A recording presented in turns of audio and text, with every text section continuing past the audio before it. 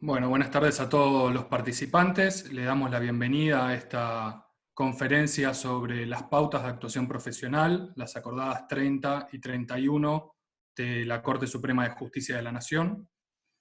En esta conferencia tendremos el agrado de escuchar a la doctora Badino, quien realizará una introducción a la problemática de la actuación profesional. Luego lo escucharemos al doctor Sánchez Peña, quien realizará un análisis de la acordada 31 y el protocolo del anexo 2 de dicha acordada.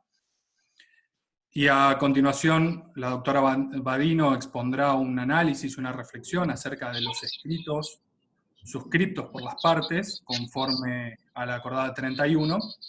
Y por último, escucharemos a la doctora Tomasini, quien expondrá acerca de las implicancias de esta acordada en la tramitación de causas penales. Al finalizar las exposiciones de los panelistas, pasarán a responder las preguntas que iremos recibiendo en el chat, así que a medida de que vaya transcurriendo la conferencia, van a poder ir formulando las preguntas que tengan en el chat. Bueno, damos comienzo entonces. La doctora Badino es profesora regular de la Facultad de Derecho de la Universidad de Buenos Aires, directora del Departamento de Práctica Profesional de esta misma casa de estudio, y consejera titular del Colegio Público de Abogados de la Capital Federal. Doctora Badino, le cedo la palabra. Muchas gracias, Leandro. Bueno, muy buenas tardes a todos y a todas. La verdad que es un gusto poder estar compartiendo a través de esta plataforma lo que han sido y son nuestras experiencias y nuestro trabajo durante este tiempo, y que realmente tiene una alta significancia para todos los abogados y abogadas en este momento. Esta cuestión de justamente encontrarnos para reflexionar y analizar juntos los cambios. Iremos recorriendo a través de una mirada las últimas acordadas y sus protocolos de actuación, y bueno, de esa manera compartiendo lo que podemos ofrecer a través de lo que ha sido nuestro trabajo. Finalmente, llegamos al fin de esta etapa de feria extraordinaria de la justicia, del servicio de justicia, el fin de una feria que se reanuda de una manera muy particular. Es decir, nosotros tenemos una reanudación de plazos, de una normalidad en el litigio, de manera muy distinta a la que estamos acostumbrados. Es limitada, con muchos cambios, lo que realmente nos produce un impacto, porque el cambio en los métodos a los que estábamos acostumbrados hasta hace poco tiempo, antes de la pandemia, se han visto realmente modificados. Nuestros parámetros con los que veníamos trabajando se han modificado.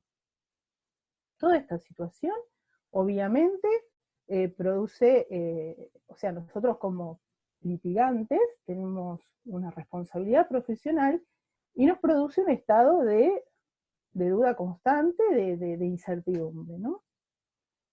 Vimos que el servicio de justicia se tuvo que reinventar, pero reinventar, digamos, no es algo que haya comenzado ahora. Este proceso se inició hace mucho tiempo y, bueno, se tuvo que acelerar. Y esta adaptación y este aprendizaje de estos nuevos mecanismos regulados a través de cada acordada y resolución de superintendencia que estábamos todos atentos a cuando salían y compartiéndolas, exige que justamente los distintos operadores de justicia nos exige una revisión y una adecuación de nuestros métodos de trabajo acordes a no solo la tecnología y la virtualidad, sino la realidad de pandemia también. Así, la práctica profesional y el ejercicio profesional se han puesto a prueba. Y esto es realmente son pruebas complejas porque nuestra profesión, las situaciones que nosotros cotidianamente enfrentamos, el derecho vivo, exige una respuesta inmediata, es decir, nosotros estamos sujetos a plazos. La garantía de acceso a la justicia no conoce pandemias. Las situaciones de violencia en todas sus aristas, las problemáticas familiares, muchas patrimoniales, las problemáticas de salud. Es decir, en cada una de estas situaciones nosotros pudimos abordarlas y pudimos garantizar justamente, bueno, los derechos de los justiciables. Como Facultad de Derecho, a través de nuestro patrocinio jurídico gratuito, seguimos garantizando el acceso a la justicia de aquellos grupos más vulnerables económicamente y también vulnerables por la condición que produce, la situación que produce la violencia. Y desde el primer día fuimos adecuando nuestro accionar y reaccionando a través de medidas de excepción, habilitando la feria. Ni la justicia en ese momento que íbamos habilitando, ni los abogados nos podíamos tomar un tiempo para reflexionar, porque justamente las temáticas y la dureza de las temáticas nos exigían una respuesta. La feria extraordinaria ha sido intensa porque se trató de una feria atípica que busca o buscaba o buscará lograr cerrar el proceso de digitalización del expediente judicial. Si hacemos memoria y recordamos las primeras acordadas que comenzaron con la implementación del expediente digital, bueno, todas estas acordadas fueron dando respuestas a las diferentes problemáticas que presentaba el ejercicio profesional. Nosotros, cada uno de nosotros nos tomamos nuestro tiempo. Recuerdo lo que costó la notificación electrónica, pero bueno, tuvimos prórrogas, momentos y otra realidad. Comenzamos justamente con la notificación, seguimos con la copia digital de los escritos presentados por las partes, el libro de nota digital para todos los procesos judiciales. Todos estos cambios tendientes a transformar el servicio de justicia en pos de una mayor eficiencia, con un principio ambiental de reducción de uso de papel y de acceso a las partes a la causa. Lo que pasó es que la pandemia aceleró este proceso. Y así en poco tiempo tuvimos la demanda virtual, el diligenciamiento electrónico de oficios con entidades externas al Poder Judicial, DEOX, bueno, ahora el 3003 también. En definitiva, la digitalización integral del expediente. Nosotros, a través de nuestra materia, hemos venido acompañando toda esta situación, que por supuesto tiene que ver con la formación profesional de nuestros estudiantes, con ese aprendizaje de reacción que tenemos que tener los abogados, de posibilidad de encontrar una vía de solución rápida, de encuadre. Y realmente, bueno, ha sido altamente satisfactorio. Todos los alumnos y todo el grupo docente ha estado a la altura de las circunstancias para poder seguir garantizando ese acceso a la justicia. Podemos decir que hemos puesto a prueba y tenemos esa capacidad de resiliencia a fin de poder afrontar estos cambios, y comprobada a través de la atención de casi 2.000 consultas y 1.200 derivaciones a patrocinio letrado. El servicio de justicia sigue en este proceso de adaptación y de cambio. Y los abogados aceptamos el desafío. Y esta facultad garantiza ese acompañamiento necesario para que esta transición difícil sea prudente, eficiente y no traumática. Bueno, yo les agradezco, le voy a ceder la palabra al doctor Sánchez Peña y después voy a hacer una vuelta, como tal cual decía el doctor Valero, para reflexionar acerca del patrocinio letrado. Muchas gracias. Muchas gracias, doctora Badino. Les recuerdo todas las preguntas que quieran formular al panel, las tienen que realizar en el chat público, ¿sí? Para que podamos ir tomando nota y posteriormente trasladársela a los expositores. A continuación, el doctor Ricardo Sánchez Peña es abogado, docente universitario y coordinador docente del Centro de Formación Profesional del Departamento de Práctica Profesional de la Universidad de Buenos Aires. Doctor Sánchez Peña, le cedo la palabra. Muchas gracias, Leandro. Buenas tardes a todos. Bueno, vamos a comenzar un poquito precisando todo esto de las nuevas pautas para la actuación profesional. Como primera medida, creo que es conveniente hacer un poco de historia, una historia muy breve, para entender cómo hemos llegado, ¿no es cierto?, a la situación actual.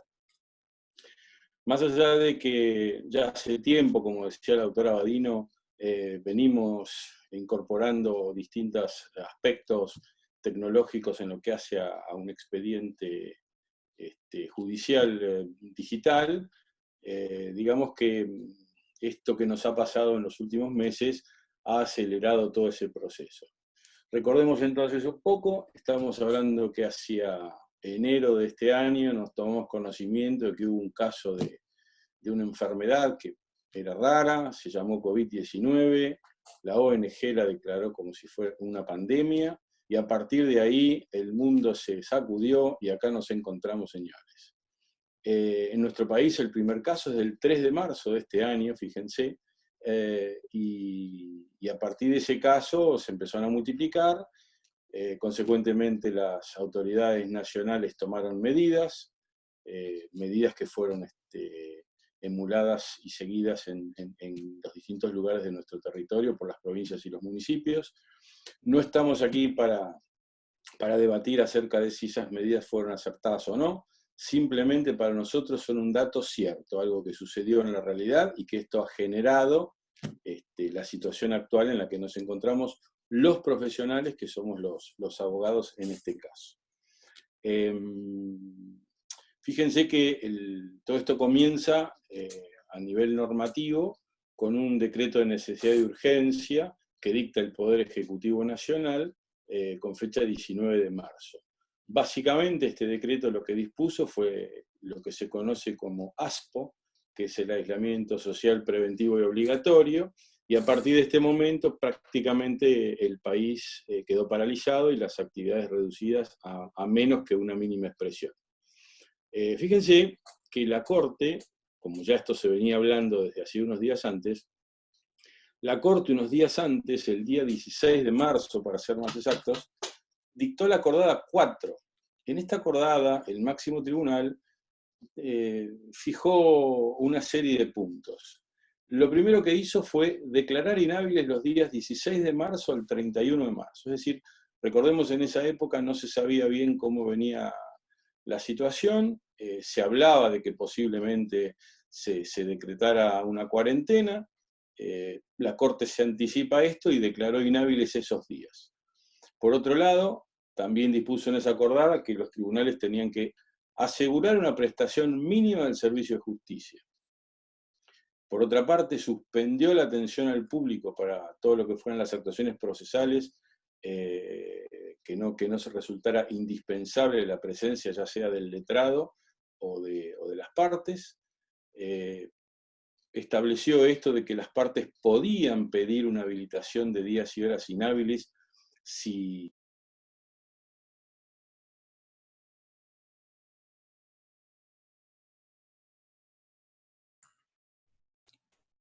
Doctor Sánchez Peña, se le silenció el micrófono. Y ahí está, ahí se reactivó. Yo no toqué nada, decía, había dispuesto que si era un caso de que no admitía demora, las partes podían solicitar la habilitación de días y horas inhábiles. También dijo que a partir del 18 de marzo, todas las presentaciones que se realizaran en el ámbito de la justicia nacional y federal serían completamente en formato digital. Y esto sería a través del IEJ, que significa Identificación Electrónica Judicial, que es en definitiva la quid de cada uno de nosotros los abogados usuarios del sistema de gestión judicial.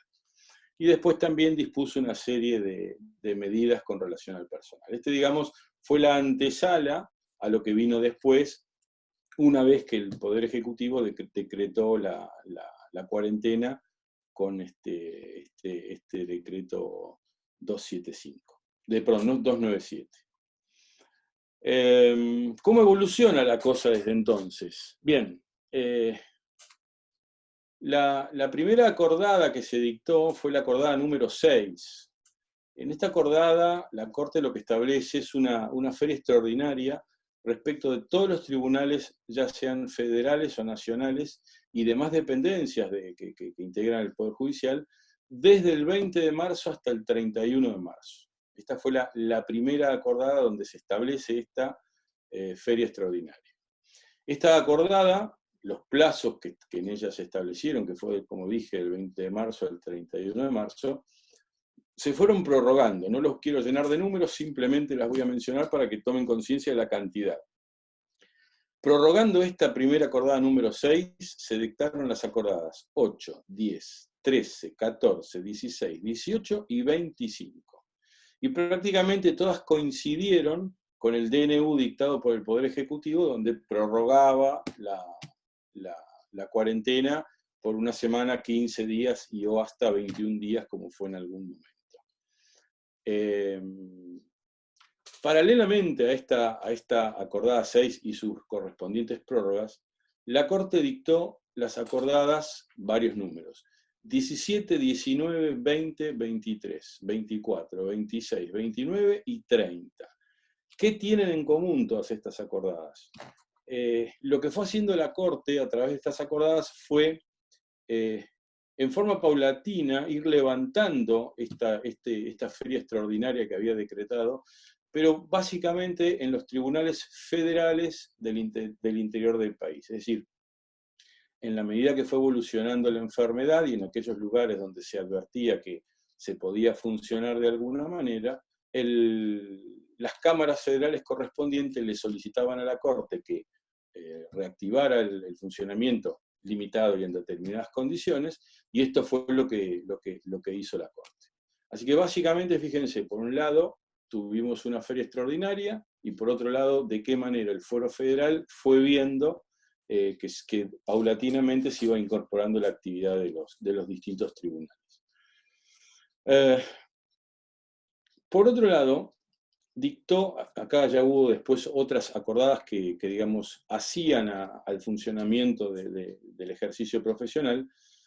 Más precisamente, voy a hablar de lo que es la acordada 9, que esta fue la primera que dicta la Corte en el marco de lo que era la feria extraordinaria, y que habilitaba el tema de las libranzas que sean, digamos, en materia de pago de alimentos, pago de indemnizaciones por despido, accidentes de trabajo, accidentes de tránsito y honorarios profesionales de todos los procesos. Esto supeditado a que todo esto siempre se hiciera por vía electrónica, es decir, transferencias bancarias. Esta fue, digamos, la primera que se dicta habilitando algún tipo de actividad, ¿sí? Esta, piensen que es del 3 de abril de este año, con lo cual ya habían pasado aproximadamente 2 semanas desde que estábamos con la cuarentena y la feria extraordinaria. Otras dos acordadas que merecen ser recordadas, las dos son del 13 de abril, me refiero a las acordadas 11 y 12. Son importantes porque por la acordada 11 lo que se dispuso fue aprobar el uso de la firma electrónica y digital en el ámbito de la Corte Suprema. Es decir, los ministros y los secretarios de la Corte podrían dictar y firmar los distintos actos jurisdiccionales y o administrativos mediante firma electrónica. El mismo día, la acordada 12, la siguiente, dispuso aprobar el mismo uso de la firma electrónica y digital, pero para los magistrados de las distintas instancias inferiores a la Corte. Y además, en la 12 se dispuso esto de aprobar este procedimiento de recepción de demandas y de interposición de recursos directos y recursos de queja ante la Cámara. Es decir, siguió avanzando la Corte dentro de lo que es el límite generado por la feria extraordinaria. Después vino la acordada 15. ¿Qué pasó el 22 de mayo? Por la acordada 15, la Corte dijo que a partir del 1 de junio y en forma progresiva, los oficios a organismos públicos y privados que se libraran de manera reiterada y habitual, tramitarían únicamente en forma digital. Esto es lo que se conoce con el sistema DEOX, ¿sí? La Corte aprueba en esta acordada el reglamento para el diligenciamiento electrónico de oficios con entidades externas al Poder Judicial, de ahí el nombre de DEOX. Y después, en esa misma acordada, un tema, cuestión interna, le encomendó a la Comisión Nacional de Gestión Judicial de la Corte que elaborar y coordinar el plan para que precisamente esto se fuese implementando de manera progresiva. Hoy sabemos que hay muchos organismos públicos que están incorporados al sistema, sabemos que hay varias entidades privadas que están incorporadas a este sistema, pero también sabemos que no todas están trabajando y han aceptado o se han sumado a esta idea del DEOX, que también está para hacer a nivel nacional. Vino la acordada 21, que no aportó por ahí mucho, pero es importante recordarla porque es la acordada que dejó sin efecto, que suspendió en definitiva la feria judicial de invierno. Y finalmente llega el 20 de julio la acordada 27, que para mí es una acordada interesante, una acordada importante, porque me parece que es la antesala de lo que luego fue la 30, y más bien debiera decir la 31, porque pienso que la 31 es la que realmente nos interesa y nos afecta en lo que hace al ejercicio profesional. En esta acordada 27 lo que se hizo fue, se dispuso el levantamiento de la feria judicial extraordinaria de la Corte, de los tribunales orales y cámaras nacionales federales, y se estableció la prórroga de los juzgados de primera instancia hasta el 26 de julio. Y acá mismo se establecieron algunas medidas accesorias a los fines del levantamiento de la feria judicial que había sido establecida en los dos primeros puntos. Desde acá ya, digamos, tenemos hecho un panorama de cuál fue la situación de la cual partimos, cómo la Corte fue evolucionando en todo este tiempo, hasta que llegamos a lo que hoy consideramos las pautas de actuación profesional a partir del dictado, reitero, fundamentalmente de la acordada 31 de la Corte. Antes de entrar en esta acordada, creo que hay que mencionar dos acordadas más que me quedaron en el tintero, que son la número 5 y la número 28. La número 5, que si bien es anterior a que se decretara la cuarentena por el Poder Ejecutivo, porque es de fecha 19 de marzo, nos estableció algo que a nosotros nos resultó muy útil, que es que se dispuso a extender a partir del primer día hábil de marzo el horario para dejar nota digital remota, que hoy es hasta las 20 horas. O sea, no es más como era al principio, que uno podía dejar nota en los expedientes, nota digital, nota electrónica, en el horario de atención al público, esto es de 7:30 a 13:30, de común o en algún otro según el caso. La otra acordada que me queda es la 28, que esta es la que dispuso autorizar el pago de la tasa de justicia a través de transferencias bancarias. Es decir, que hasta acá es todo lo que hizo la Corte durante todo este tiempo, desde el 20 de marzo hasta la fecha. Sí, hasta el 27 de julio, que es cuando dicta la acordada 31. Bien, vamos a entrar ahora en lo que es la acordada 31, que es bastante extensa. Básicamente, haciendo un resumen de esta acordada, lo que vamos a encontrar son que, en base a una serie de fundamentos que no vienen al caso, pero recomiendo leer cuando lean la acordada, es decir, no hagan lo que muchos, que es vamos directo a la parte resolutiva o el después del acordado, no, lean la parte anterior porque es importante, porque tiene mucha información que nos explica, nos hace entender el porqué de lo que viene después. Esta acordada básicamente aprobó 3 protocolos. Un protocolo tiene que ver con la actuación para el Poder Judicial de la Nación, que está individualizado como anexo 1 de esta acordada. Después viene un protocolo de actuación, que viene identificado como anexo 2, que es el que a nosotros nos interesa y que hoy vamos a revisar muy por encima, porque hay muchas cosas que no son difíciles de entender en la acordada. Los problemas van a venir después, que eso es lo que posiblemente se abra el debate. Y el tercer protocolo, que tiene que ver con medidas de prevención, higiene y seguridad para el Poder Judicial de la Nación, pero que tampoco lo voy a tratar porque tiene más que ver con cuestiones internas para el personal judicial, que si se detecta un caso, que si es sospechoso, que si da positivo, que si la licencia. Es decir, el distanciamiento, tiene una serie de cuestiones que no tienen tanto que ver, al menos con nosotros, en lo que hoy nos convoca a esta reunión. Pasando al protocolo de actuación. El protocolo de actuación, internamente, está dividido en una serie de capítulos. El primer capítulo nos habla de los principios generales de lo que es este protocolo de actuación. Entre los principios generales, una de las cosas que señala la Corte es que el funcionamiento del tribunal para prestar el servicio judicial debe brindarse, digamos, hay que darle prioridad a la protección de la salud de quienes asistan al tribunal, ya sea a peticionar, a los empleados y a los funcionarios. Es decir, lo primero que hay que tratar de cuidar es a la gente, ya sea los justiciables, que son los destinatarios del servicio, los abogados y las personas que intervienen y trabajan en el tribunal, y además los auxiliares que cada uno de todos nosotros podamos tener, los ayudantes y demás, peritos, etcétera, etcétera.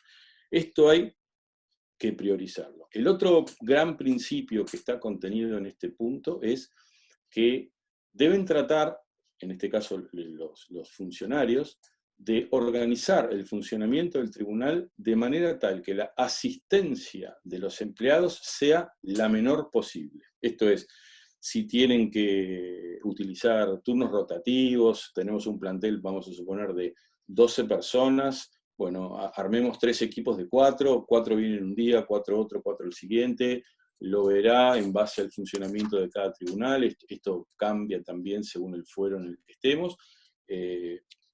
Un dato que no es menor, tanto en estos principios generales como en lo que viene más adelante, la Corte ha sido, a mí se me ocurrió, y esto no es una crítica, esto es una realidad, a mí se me ocurrió definirla como que ha sido precisamente imprecisa, es decir, ha precisado muy bien ciertas cuestiones y dentro de esas cuestiones no ha sido muy precisa, más bien ha sido imprecisa. ¿Por qué?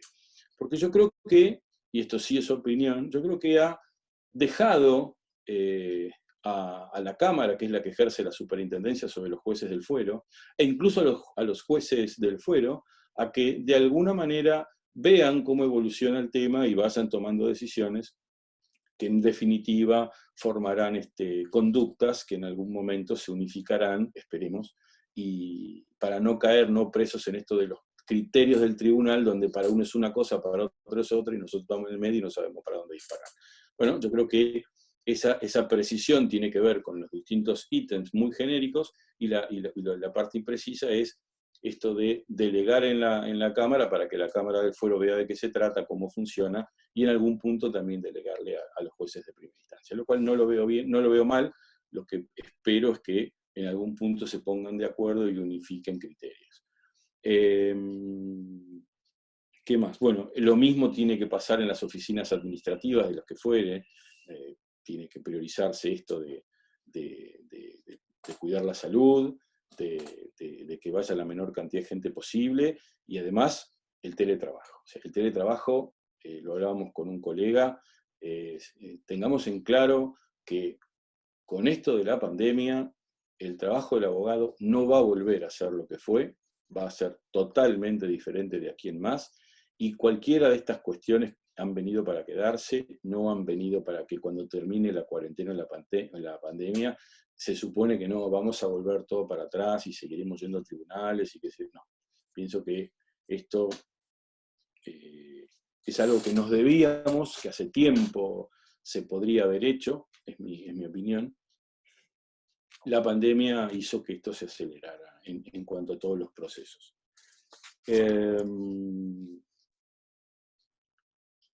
¿Qué más? Bueno, paso al segundo punto. El segundo punto que trata este anexo tiene que ver con el expediente electrónico digital. La realidad es que hoy hay en tribunales,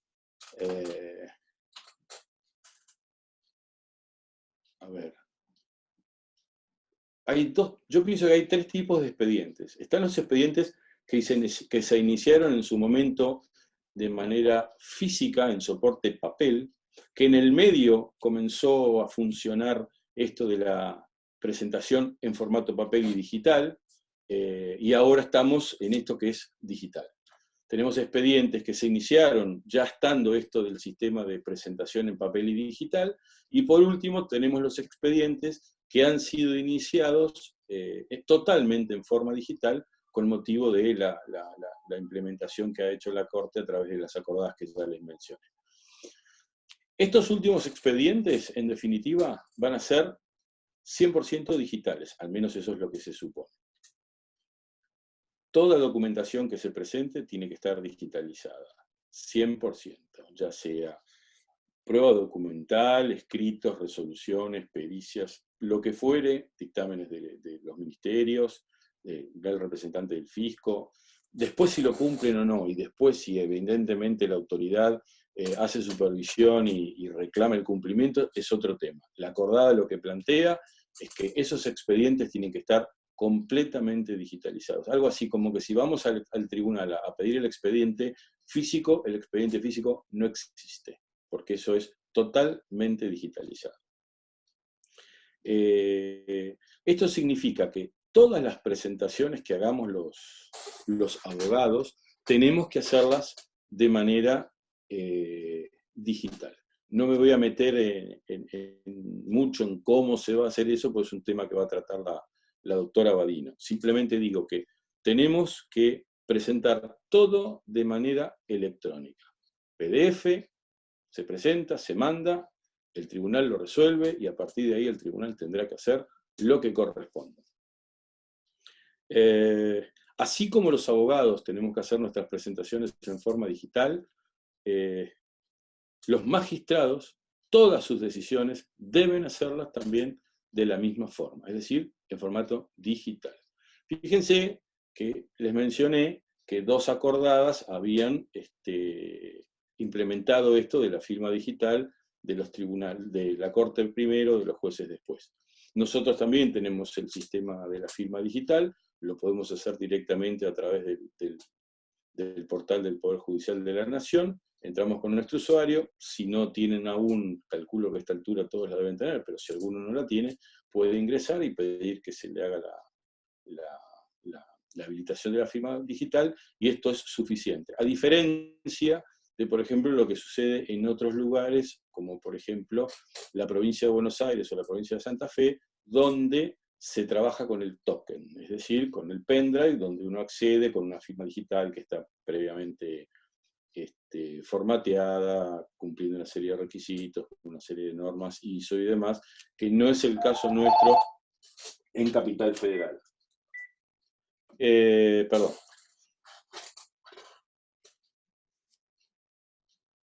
¿Qué pasa con los expedientes que no se han iniciado durante la época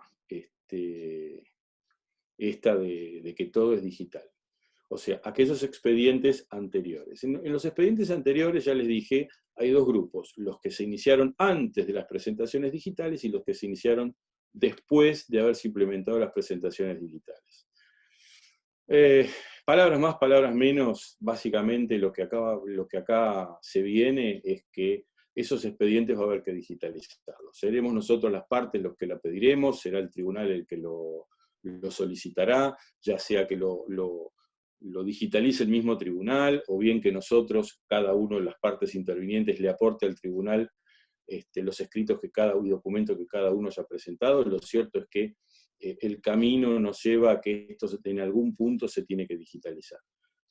Posiblemente eso se resuelva en cada caso, porque probablemente hoy puede ser que haya un caso que está totalmente en papel, en formato papel, en soporte papel, y no haga falta hacer ningún trámite más, porque por ahí se hace una presentación digital donde se acuerda algo y en definitiva el expediente se termina. Es decir, yo creo que fijar ahí una pauta muy precisa no sería conveniente. Pienso que somos los abogados los que tenemos que pedirle al tribunal con creatividad, con respeto, con cuidado, con idea de ayudar al tribunal, es decir, por más que los tribunales tengan equipamiento para digitalizar, pensemos que si podemos colaborar, a nosotros también nos conviene, porque en definitiva nos viene bien para nuestro caso.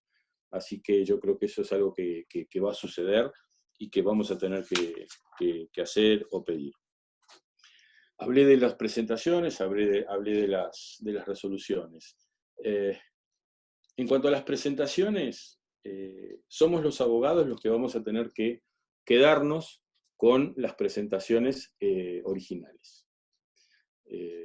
Sobre todo cuando actuamos como letrados patrocinantes. En definitiva, todos saben que el letrado patrocinante no puede firmar si no está acompañada su firma de la firma del patrocinado. Si hoy todo es digital, la solución sería que el patrocinado me firme en forma hológrafa escrita, yo me lo guardo, lo reservo, ese escrito es el que presento en el tribunal, y yo me guardo a modo de backup el original. Eso más o menos sería el sistema. Si en algún momento se requiere que se presente, pues se presentará, lo va a disponer el tribunal.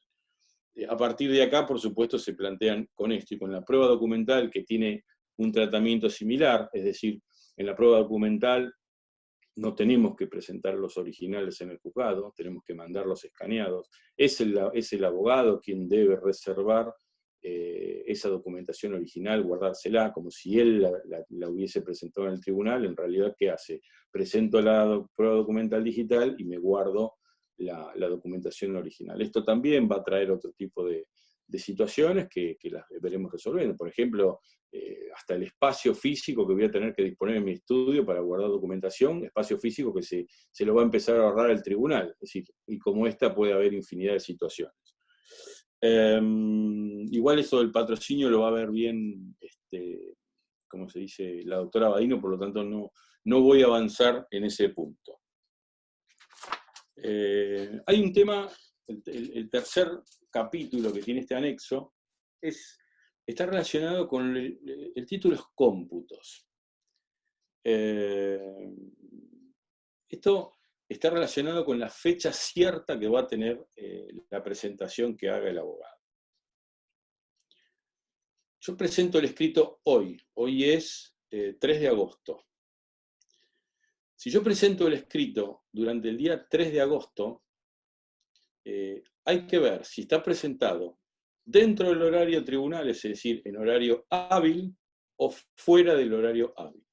Si fue presentado en el horario hábil, el escrito se considera presentado ese día. La fecha cierta es la de ese día. En este caso, 3 de agosto del 2020. Ahora, si presento el escrito luego del horario hábil, lo que dice la acordada es que la fecha cierta de ese escrito, y por lo tanto la fecha a partir de la cual se lo considerará presentado, es el día siguiente, la primera hora hábil. Es decir, si arrancamos a las 7:30, por más que yo lo haya presentado a las 23:59, ese escrito va a tener fecha cierta a partir del 4 de agosto, a partir de las 7:30 del 4 de agosto. ¿Por qué hago esta salvedad?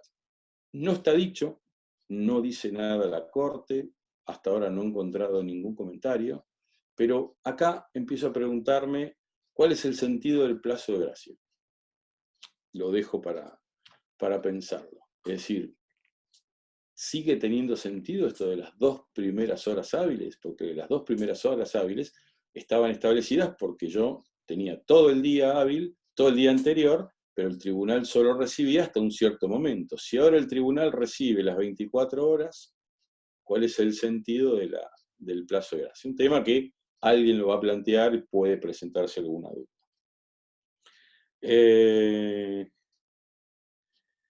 El otro tema que viene, el otro capítulo, tiene que ver con la incorporación de escritos. Algunas cosas he dicho, pero digamos, vuelvo a repetir, de esto se ocupa la doctora Badina. Después viene en un capítulo más el teletrabajo. En este anexo la Corte ha implementado y ha referido esto del teletrabajo. ¿Qué significa esto del teletrabajo? Bueno, por un lado, se habla de la presentación del ingreso y la asignación de causas, se va a seguir manteniendo como se viene haciendo desde hace un tiempito, todo vía electrónica, es decir, se van a llenar los formularios de iniciación por internet, se va a presentar, se va a enviar, eso conocen todos el protocolo, porque esto no es algo que se haya implementado a partir de la acordada 31, sino que simplemente la acordada 31 lo que hace es reiterar esto y reforzar esto que ya venía sucediendo. Si la Corte acá nos está diciendo algo así, nos está adelantando esto que decía de que esto vino para quedarse, es decir, no estamos hablando de que este sistema se va a mantener mientras dure la cuarentena. No. La idea claramente es que esto continúe en el tiempo y se mantenga. Se habla de que el sistema tiene que devolver un acuse de recibo. Esto puede traer una serie de problemas. Habría que ver qué pasa si la Cámara lo recibe, no lo recibe, si entonces yo qué haría si tengo una prescripción. Vamos a suponer, hoy tengo que iniciar vía electrónica un expediente que prescribe. Confío en el sistema, no confío, puedo hacer algo más, no puedo hacer nada más, con el solo hecho de haber iniciado esto, queda mi constancia. Habrá que ver.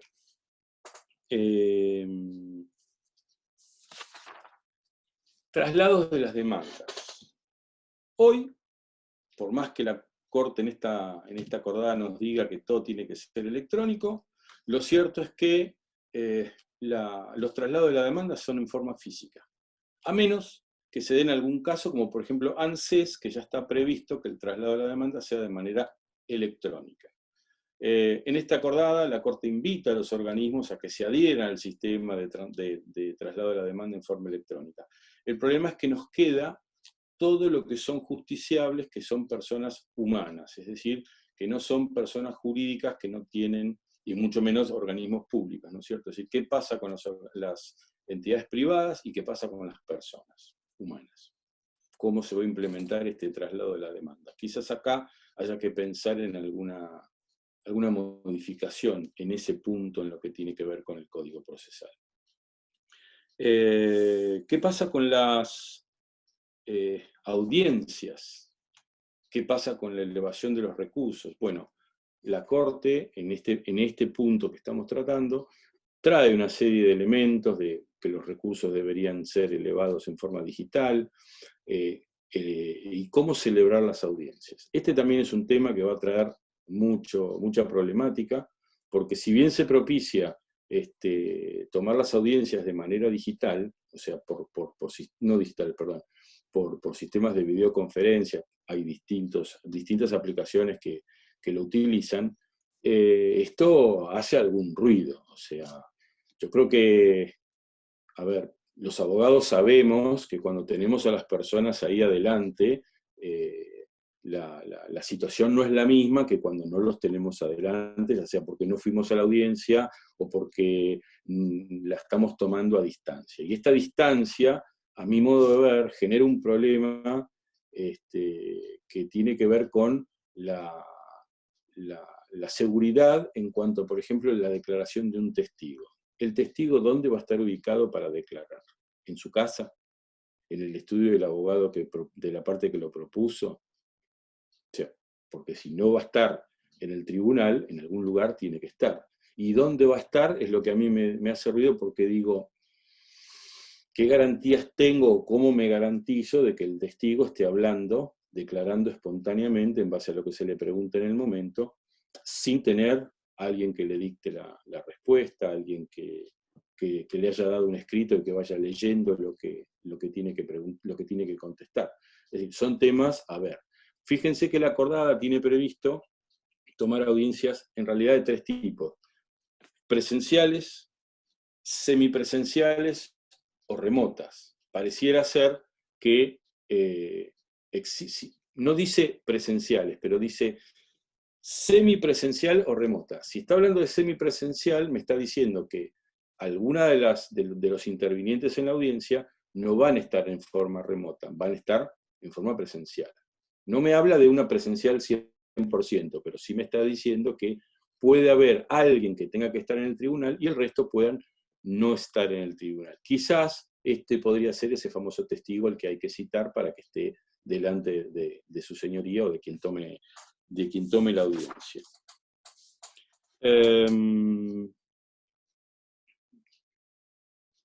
¿Qué pasa con el tema de si necesitamos ir al tribunal?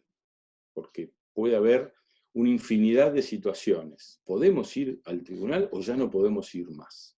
No, sí, podemos ir al tribunal. Existe la posibilidad de solicitar turnos para ir al tribunal. Hay protocolos, hay aplicaciones que ya están funcionando en los sitios, como para que uno, si necesita ir al tribunal a ver algo, por la razón que fuere, no quiero dar ejemplos porque seguramente me quede corto, pero digamos, si uno necesita ir al tribunal en forma presencial, hay una manera, está prevista en la acordada. Lógicamente no es lo que más se busca, no es lo que más se quiere, porque reitero, el objetivo, recordemos los principios de la acordada, es tratemos de que sea el expediente digital, tratemos de que no haya atención al público, preservemos la salud de la gente, cuanto menos personas vayan, mejor. Ese es el marco. Si ese es el marco, el hecho de poder ir a ver un expediente a tribunales por las razones que fuera va a estar muy reducido. No estoy en contra, me parece bárbaro. Lo que sí me preocupa es que cuando uno considere que tiene que ir, espero que me den el turno, que lo que para mí es una razón fundada, también lo sea para el tribunal, ¿sí? Que es un tema. Bueno, el tema de los oficios tiene que ver con el DEUX, es decir, se invita también a que las distintas entidades se digitalicen, en definitiva, la recepción y el envío, la remisión de sus contestaciones. Y me queda, además de quedarme un montón de otras cuestiones, estoy destacando lo más saliente en todo esto, un tema de la comparecencia que tiene que ver con esto que yo decía, es decir,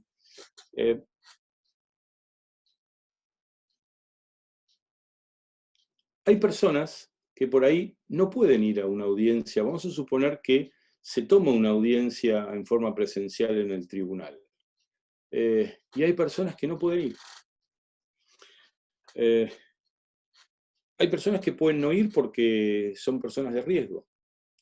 Hay personas que pueden no ir porque por ahí, sobre todo en este tiempo, hoy se levantaron mal, se sentían mal, y llamaron a quien tenían que llamar, vinieron, les explicaron lo que tenían, se activó el protocolo, hisopado, no hay resultados, esa persona no puede ir al tribunal. Entonces, esa obligación de comparecer, lógicamente, está contemplada. Por eso es que también se pide, y está previsto en la acordada, esto de pedir la suspensión de los plazos. Y claro, ¿cómo no se va a pedir la suspensión de los plazos si la persona no puede comparecer?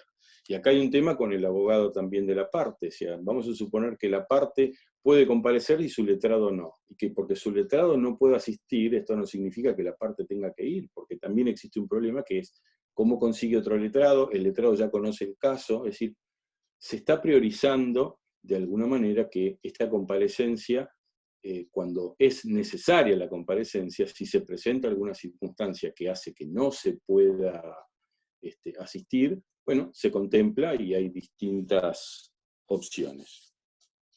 Esto es un poco para mí el resumen de lo que es este anexo 2. Estoy revisando si me queda algún punto. Pienso que no. Lo que sí quiero decirles, como les dije al principio, esto vino para quedarse y vamos a tener que trabajar de esta nueva manera, que se nos van a presentar infinidad de situaciones y que no sé cómo se van a resolver. Vamos a tener que aplicar mucha creatividad y como he hablado con un colega, hoy tenemos infinidad de preguntas, pero respuestas pocas. Muchas gracias y quedamos, te cedo la palabra a la doctora Badino. Muchas gracias, doctor Sánchez Peña. Doctora Badino, la escuchamos. Sí, muchas gracias.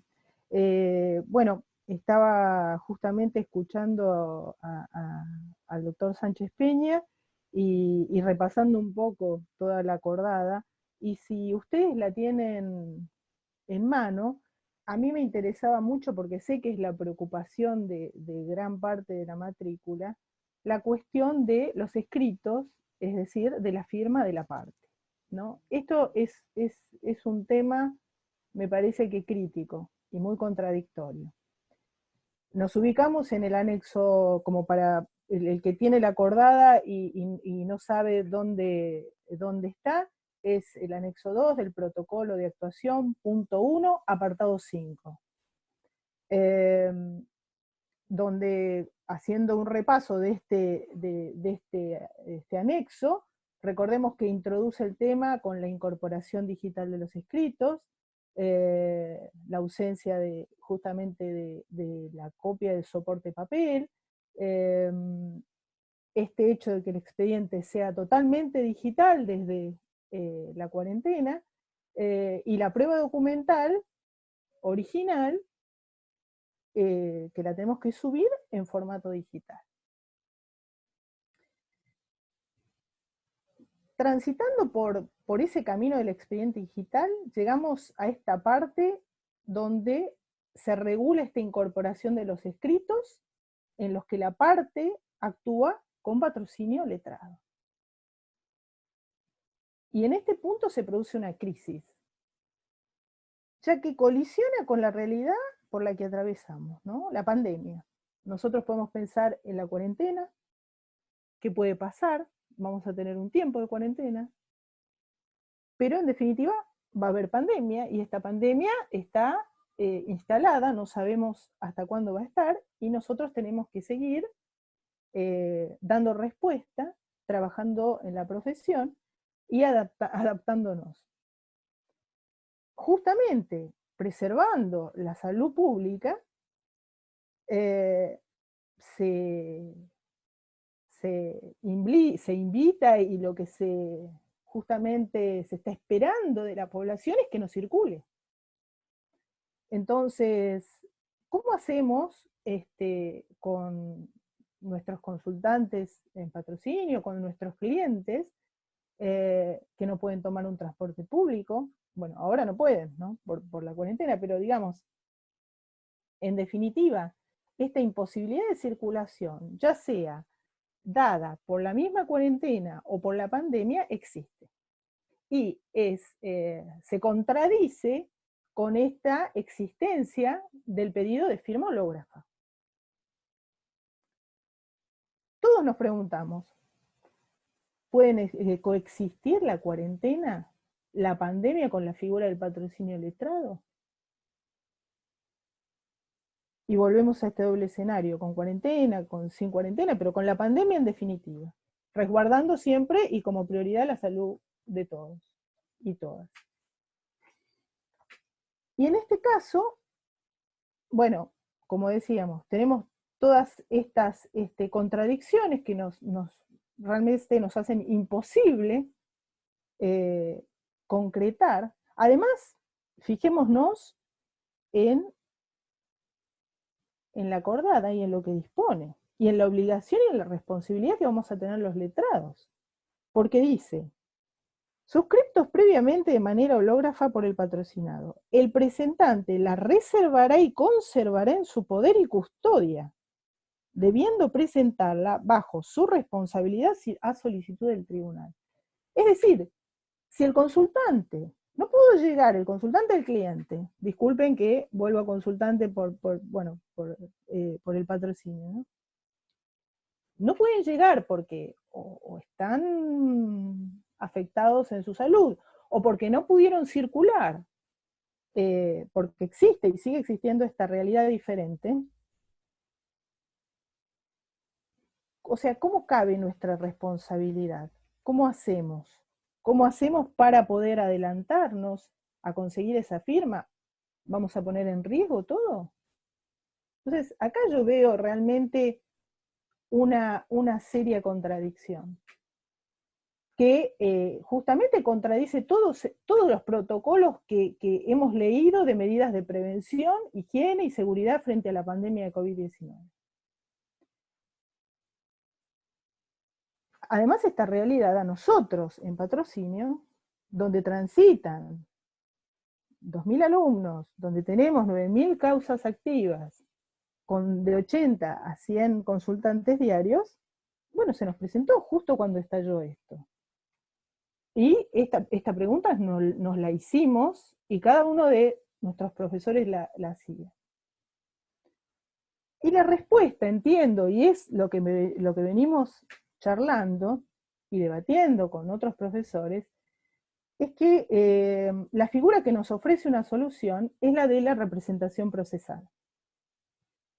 En ese sentido, nuestra facultad pudo avanzar en un acuerdo con el Colegio de Escribanos de la Ciudad de Buenos Aires, donde se previó un poder notarial en el cual pensamos un mandato limitado en el tiempo, y además, por lo tanto, con fecha de finalización, y donde fijamos domicilios especiales, donde serán válidas las notificaciones, el correo electrónico. Entonces, el correo electrónico queda establecido como domicilio especial, y ahí van a tener, van a ser válidas todas las notificaciones, entre ellas la renuncia a la representación. En esto nos respalda hace poco el cambio de justamente la modificación del artículo 75 del Código Civil y Comercial de la Nación, que expresamente al referirse a domicilio especial establece: pueden además constituir un domicilio electrónico en el que se tengan por eficaces todas las notificaciones, comunicaciones y emplazamientos que allí se dirijan.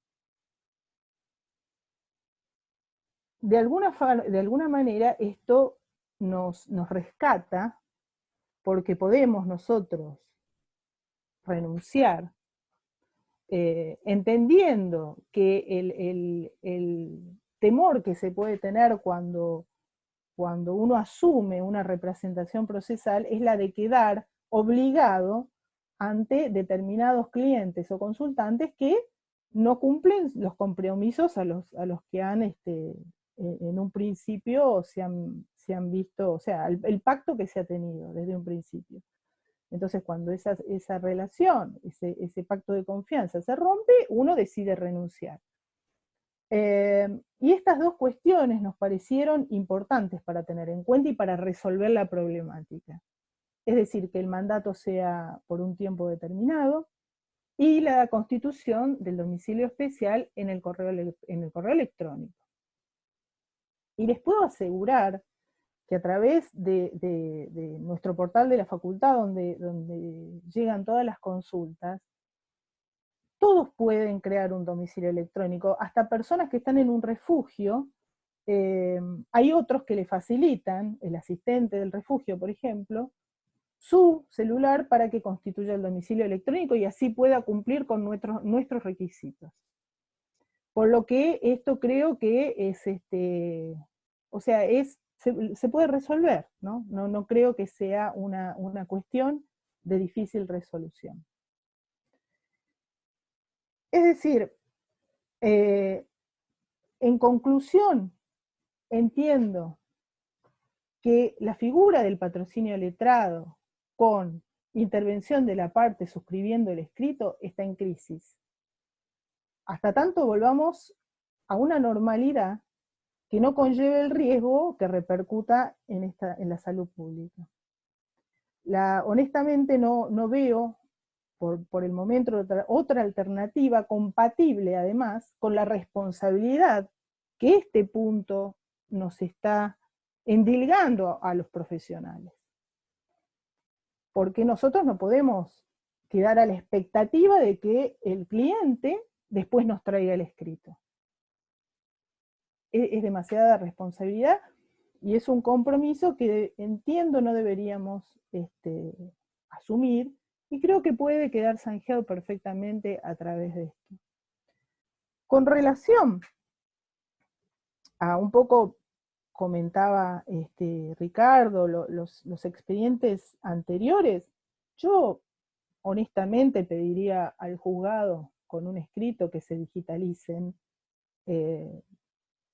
O sea, son por demás las recomendaciones acerca de la prevención y la existencia de la pandemia. Cada acordada se funda en estas recomendaciones. Entonces, no creo que nos sea denegada una digitalización de un expediente antiguo. Desde el colegio público hemos venido, bueno, personalmente he hecho mucho hincapié en la digitalización de los informes de los ministerios públicos, las pericias, en fin, porque no los teníamos nunca visibles, ¿no?, a los anteriores. Bueno, eso se fue consiguiendo. Leí en el chat algunas de las preguntas que hacían con relación a la ley 22.172, eso también estaría siendo solucionado próximamente.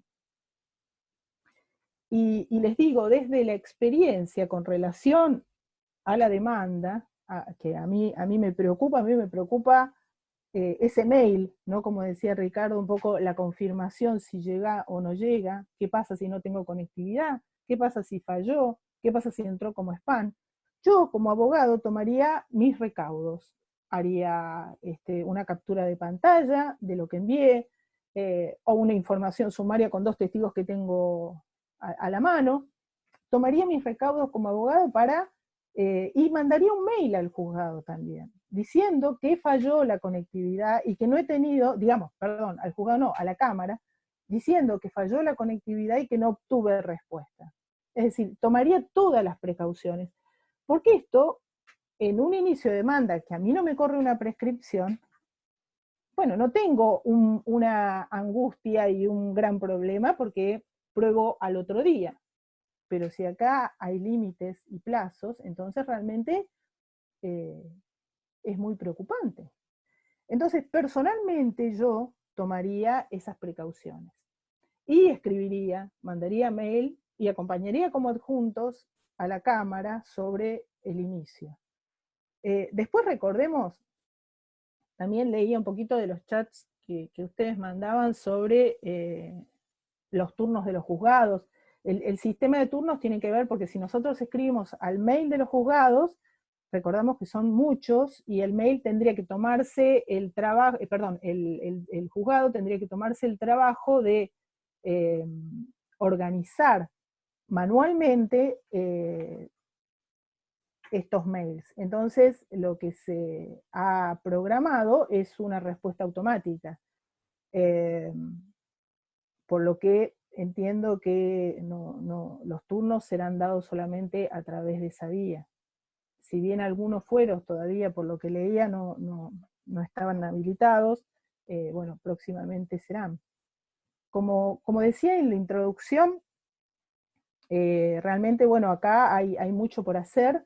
creo que, bueno, nosotros como facultad vamos a seguir estando a disposición y reflexionando y entre nosotros también compartiendo nuestras experiencias y nuestras dudas para poder brindarles lo que podamos rescatar humildemente, ¿no? Personalmente, con relación a las digitalizaciones, al peso de los escritos y a cuestiones que son informáticas, yo lo que he hecho es, digamos, la acordada dice básicamente que deben estar precisados como demanda, escrito demanda, documentación, con los demás como anexos, lo que es lógico. Si alguno recuerda cuando ha estado viendo expedientes, algunos traslados de la contraria, realmente era imposible leerlos, o sea, no había forma y uno por ahí sentía una gran inseguridad porque no se entendía, estaban mal digitalizados. Yo creo que un poco lo que tiende la acordada es a tratar de regular justamente cómo debe ser y a dejar sentado que esa digitalización tiene que ser clara, ¿no? Y justamente clara y ordenada. Así como nosotros, si iniciáramos en soporte papel, ordenamos un escrito de demanda y lo que acompañamos como documental lo dividimos en anexos y además lo identificamos cuando en el escrito de demanda lo vamos detallando. Yo creo que es un poco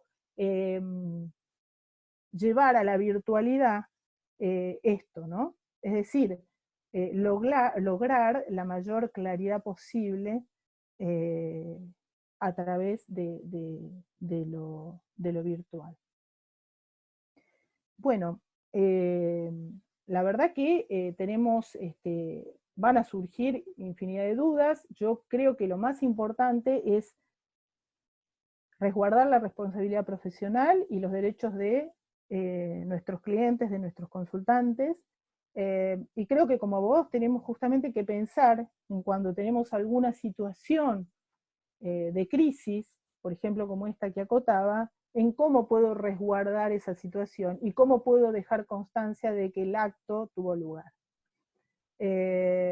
Con relación a las dos primeras que decía Ricardo, sí, yo también me preguntaba, pero pensemos que las dos primeras son un plazo de gracia, ¿no? Es un regalo, digamos.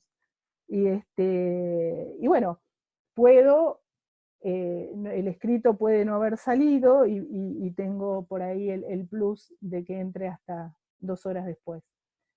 Bueno, les agradezco el estar hoy y le cedo la palabra a la profesora Tomasini, que nos va a ilustrar con relación a la faz penal, que es bastante compleja. Muchas gracias. Muchas gracias, doctora Badino. Bueno, como les indicaba, la doctora Tomasini va a exponer sobre las implicancias de la acordada 31 en la tramitación de las causas penales. La doctora Tomasini es abogada especialista en Derecho Penal, docente en la Comisión de Penal del Centro de Formación Profesional del Departamento de Práctica Profesional de la Facultad de Derecho y de la Universidad de Buenos Aires. Así que, doctora Tomasini, le cedo la palabra. Bueno, muchas gracias, Leandro. Gracias a todos por seguir todavía acá presente escuchando. La idea es básicamente abocarme a cómo la acordada 31 viene a influir de alguna manera en lo que es estrictamente causas penales.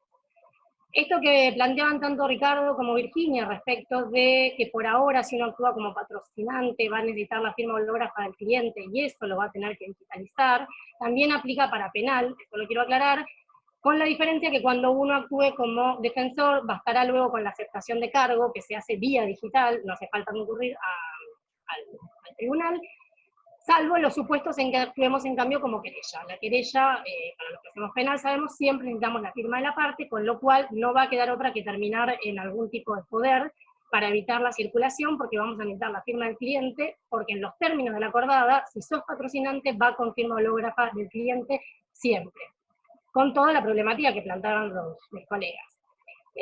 Con lo cual, dicho esto, que es igual para cualquier fuero, lo que quiero de alguna manera es puntualizar 3 problemas que vino a solucionar de alguna manera, podría haber sido mucho mejor, pero que viene como a dejar salvoconductos para ver cómo nos manejamos de ahora en más, porque durante la cuarentena fue bastante complejo. El primero de los temas es la cuestión del turno. Como bien decía Ricardo, hay varios tipos de expedientes, pero para los que hacemos penal sabemos que prácticamente el 80% de los expedientes no están digitalizados. Es decir, uno hoy si quiere ver un expediente ingresa al PJN y en general lo único que ve son resoluciones judiciales y las actas que se labraron dentro del juzgado. Ni siquiera tenés acceso a lo que es presentaciones del Ministerio Público Fiscal, porque el Ministerio Público de Nación no utiliza el Lexiem. Con lo cual, no hay forma de, si a vos te vienen a ver por una causa que no empezó durante la pandemia, que sí va a estar digitalizada, sino que empezó mucho antes, posiblemente una causa inclusive con varios cuerpos, no hay forma que vos puedas decidir si aceptás o no el cargo, asesorar al cliente, ni siquiera pasar honorarios, si no podés ir a verla. La realidad es que hasta el 27 de julio los letrados no podíamos circular, porque en realidad para circular había que estar sacando permisos de fuerza mayor, porque no estábamos habilitados, y no había forma de acercarse al tribunal. A partir de la acordada 31, la Corte lo deja abierto, y durante el fin de semana empezó a circular este instructivo para el pedido de turnos en todos los fueros, porque va a estar centralizado en una misma oficina.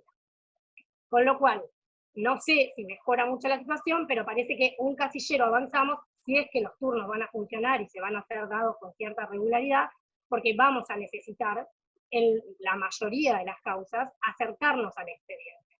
Es cierto, como decían mis colegas, que uno podrá ir solicitando que digitalicen los expedientes, pero a ver, una causa de trata puede llegar a tener 11 cuerpos, con lo cual, si yo necesito ahora tomar una decisión, es muy difícil lograr con con el trabajo remoto que están haciendo desde los juzgados, que hoy llamás por teléfono y no te atienden, lograr, por más que uno lo solicite, cuando se trata de causas tan complejas, que por ahí tienen 3 o 4 años de tramitación, lograr que eso sea realmente digitalizado en tiempo y forma. Entonces, en ese punto creo que si van a cumplir con los turnos, a los letrados nos va a ayudar mucho cuando sea, obviamente, excepcional, ¿no? No es que uno quiera ir a tribunales, pero hay supuestos en donde no queda otra forma si uno quiere poder asesorar al cliente. Con lo cual, creo que ese punto, tema turnos, avanzamos por lo menos un casillero. El segundo problema que yo veo, de alguna manera creo que la Corte, a ver, hasta ahora sabíamos que estando en esta especie de feria extraordinaria donde todo quedó paralizado, sin embargo la Corte venía arrastrando que en las causas penales de violencia, narcotráfico, trata y obviamente detenidos, esas causas tuvieran la tramitación mínima indispensable. Pero no se venía diciendo nada respecto del cómo. Por el mes de abril, una de las primeras acordadas que saca casación para armar el tema, la Cámara de Casación Federal, con buen tino, lo que dice es que esas causas, con ese privilegio, van a poder tramitarse en tanto y en cuanto no existiese oposición de las partes.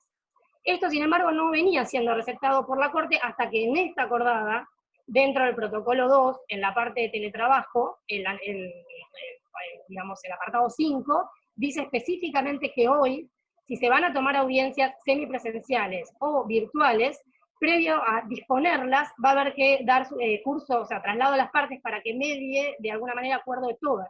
Con lo cual parecería que los tribunales no van a poder imponer audiencias virtuales si no hay previo consentimiento de las partes. Ahora, ¿qué pasa? En penal tenemos dos, o yo por lo menos a mí ya me tocó vivirlas y me parece que son las más importantes. Tenemos dos grandes problemáticas. Una es la indagatoria y la segunda es el tema de los juicios orales. Con el tema de las indagatorias, ha pasado durante la cuarentena que los tribunales, sin que medie ninguna urgencia porque no había ningún tipo de prescripción en lo inmediato, y tratándose de delitos de Estado, que no eran delitos de peligro ni delitos de sangre, a muchos colegas, inclusive a nuestro estudio, ha llegado una citación para llamar a indagatoria a un cliente que era de 75 años, con paciente de cáncer y paciente HIV. pese a que al al juzgado de instrucción se le explicó que resultaba imposible reunirse con el cliente por su situación de riesgo y se acompañó toda la documentación médica que lo respaldaba, sugirieron enviar gente del cuerpo médico forense para evaluarlo, con lo cual tuvimos que ir a Cámara. La Cámara de Apelaciones todavía no lo resolvió y el presentación es de junio. Yo creo que a esta altura no lo resuelve por una cuestión política, porque tomar una decisión antes de que la Corte dijera esto era una decisión que podía tener efectos a terceros. La realidad es que todavía tengo el expediente en Cámara. Situaciones como esa me llevan a pensar que si yo tengo que preparar una indagatoria, me tengo que juntar con el cliente. Porque la realidad es que, salvo que lo vayamos a presentar por escrito en descargo, o que decidamos, porque no hay otra posibilidad, pese a las consecuencias que tiene, que no declare, si el cliente va a declarar, yo necesito juntarme. Porque si uno trabaja de manera responsable, tiene que hacer un estudio de la causa, tiene que ver cómo habla el cliente, tiene que hablar con los testigos si los hubo, tiene que, si fue un hecho que ocurrió, por ejemplo, en vía pública, ir al lugar de los hechos. Uno, si vamos a trabajar realmente de manera seria, el abogado tiene que poder circular, tiene que poder ver al cliente y tiene que poder ver a los testigos si los hubo. Porque si no, no puedo asesorarlo, porque no sé dónde estoy parado. Y la realidad es que, vuelvo a lo que decía antes, a partir del 27 recién nosotros podemos circular. Pero si nuestro cliente no es personal esencial, no puede circular. Salvo que también invente la pólvora y saque un supuesto permiso por fuerza mayor. Pero si no es dentro de las causas de trata, detenidos o narcotráfico, es fuerza mayor. Después, si quiero hablar con los testigos, me puede pasar exactamente lo mismo. O puede pasar simplemente que los testigos no se quieran juntar conmigo. Porque con buen tino estamos en una pandemia. Entonces, creo, todo esto sin hablar del caso, del peor supuesto, que es el de los detenidos. Si vos tenés, detuvieron a una persona y la tenés, o sea, sabés que en breve, porque tenés 48 horas, va a haber un llamado indagatorio que tenés que reunir, la realidad es que, digamos, no hay cómo, si no es de manera presencial. A mí me pasó en el mes de mayo, me llaman por una causa un detenido en una comisaría de Moreno, yo llamo por teléfono para ver si me puedo acercar, cuál era el protocolo, muy amablemente me dijeron que podía ir a lo largo de todo el día, pero la respuesta fue, si usted quiere traer un designa para que se lo certifiquemos, no hay problema. Ahora, si usted se quiere entrevistar, es a su riesgo porque es en el calabozo. Con lo cual, que ser en el calabozo, para el que nunca le pasó, es con todos los que están detenidos con él y con los guardias de seguridad atrás. O sea, no hay forma de que puedas tener un diálogo de manera privada con el cliente. Y como de ahí no se va a ir al tribunal y puedas tener la audiencia en el tribunal, digamos, esa especie de entrevista en el tribunal, porque de ahí pasa a la indagatoria virtual, claramente entiendo que en esos supuestos se ve afectada la defensa.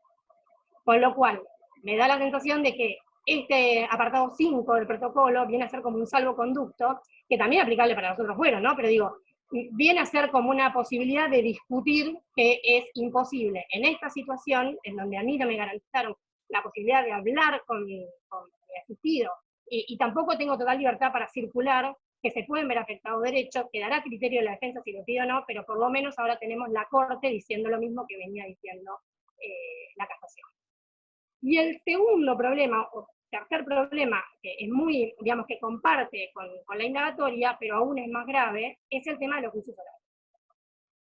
La realidad es que, a ver, la preparación, los juicios orales llegaron porque se suponía que de alguna manera venían a legitimar estas imposiciones de pena, en tanto cumplían con principios que ya venían arrastrando los tratados internacionales.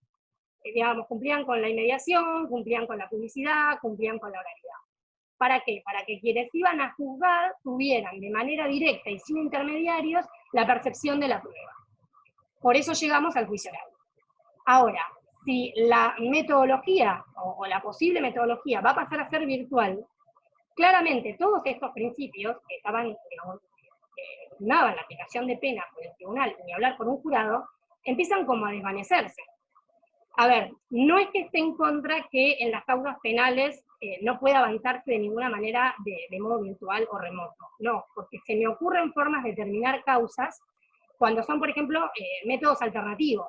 Sea una conciliación, sea una mediación, sea que acordemos una probation o que terminemos firmando un abreviado, porque no hay evidencia suficiente. Ahora, en esos supuestos, lo que se haría de modo virtual es una ratificación del acta de una negociación que se hizo por fuera.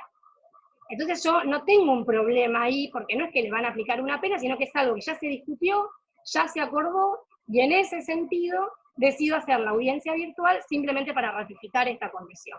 El juicio oral es otra cosa. Si realmente el juicio oral tiene que empezar y terminar de manera virtual, realmente entiendo que acá ya no es a criterio de la defensa como lo plantea en la indagatoria, sino que claramente los principios se ven afectados. Por primero, el tribunal no puede tener una percepción directa de la prueba. Y no alcanza con una cámara, porque ustedes podrán, cuando ven televisión, no me van a decir que sienten una percepción cercana y directa con respecto a los actores que están del otro lado. La cámara es un distanciamiento. Hace que, por ejemplo, en el testigo clave, en un homicidio, único testigo, vos no puedas ver la sudoración, el temblor de las manos, si hay alguien atrás, esto que planteaba Ricardo, si hay alguien dándole letra, si es una declaración libre. Entonces, no es una percepción, digamos, sin intermediarios como me exige la inmediación. Y lo mismo pasa respecto del imputado, o sea, el imputado tampoco va a poder ser percibido por estas personas, por los jueces, ¿no? Cuando digo estas personas de manera directa. Y algo que es muy útil cuando el defensor está sentado en su lugar junto al imputado, que en definitiva es el que conoce los hechos, ante la declaración de los testigos, es muy posible que uno pueda tener que consultar algo, o que inclusive el imputado venga a decir algo que no nos había hecho antes porque se le pasó. Esa inmediación tampoco puede existir. Porque a menos que esto sea que digamos, el imputado vino a mi estudio, si el imputado está detenido, va a estar el imputado me quedó detenido y yo en mi estudio. Y el testigo, como decía Ricardo, en su casa. Entonces, de alguna manera, la inmediación desde todos los puntos de vista, por lo menos en esta instancia, creo que se ven afectados. Y que esto, digamos, hay que plantear una posición fundada y no podría hacerse. También tenemos afectado el principio de publicidad, porque de alguna manera, hoy también, algo que legitima la aplicación de penas, que las audiencias puedan ser públicas, a menos que nosotros, el vínculo, lo publiquemos en algún lado para que la gente, si quiere, entre a Zoom, por ejemplo, tampoco podríamos tener publicidad de esas audiencias. Y querramos o no, esto yo lo hablaba hace poco con un profesor también de la facultad, el doctor Vicente me decía, ojo, porque nos están cambiando las reglas del juego. Cuando empiezan a hacer esto, y es una realidad, digamos, vos aceptás una causa para tener un juicio en determinado contexto, con determinado código procesal, y de repente ahora, como levantó la feria extraordinaria, nos notifican de un juicio para hacer, no sé, de acá a un mes, de manera virtual. Es un cambio de la regla del juego. Porque además, durante toda esta etapa de distanciamiento, yo no pude tener contacto directo con mi asistido, aun cuando esté en libertad, no son todos los casos supuestos de detención, pero digo, yo no pude circular libremente, mi cliente no pudo circular libremente, posiblemente por ahí no quiera circular, o puede ser una persona mayor o factor de riesgo, con lo cual, ¿en qué condiciones preparo ese juicio de modo responsable para realmente llevar adelante la audiencia? Porque los tribunales, parece que un poco con las audiencias virtuales te protegen ellos de que no haya gente amontonada en los tribunales. Está bien, bárbaro, pero nosotros tenemos que poder circular para preparar el juicio, para citar a los testigos, para hablar con los testigos.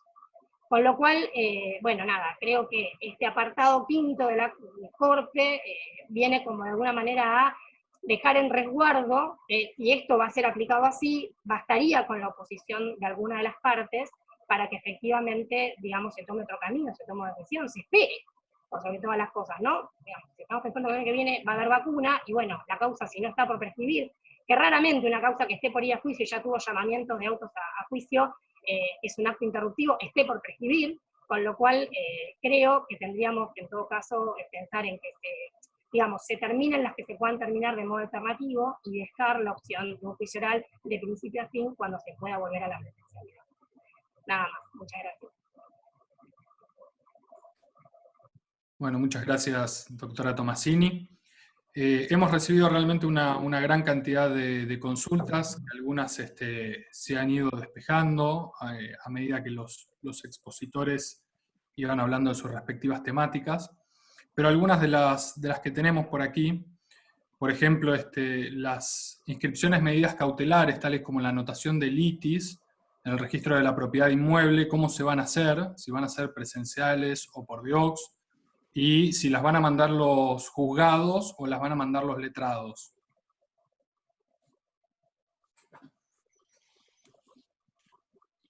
¿Qué pregunta?